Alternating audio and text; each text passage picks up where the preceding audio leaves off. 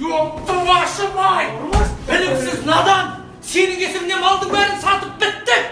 Töken ne oldu? Kalay ne oldu? Yentinden avalan kolay geldin! Probuyun gözden 15 bal altta! Onbağa ne? Siz bu sankarayın sen sonbayı!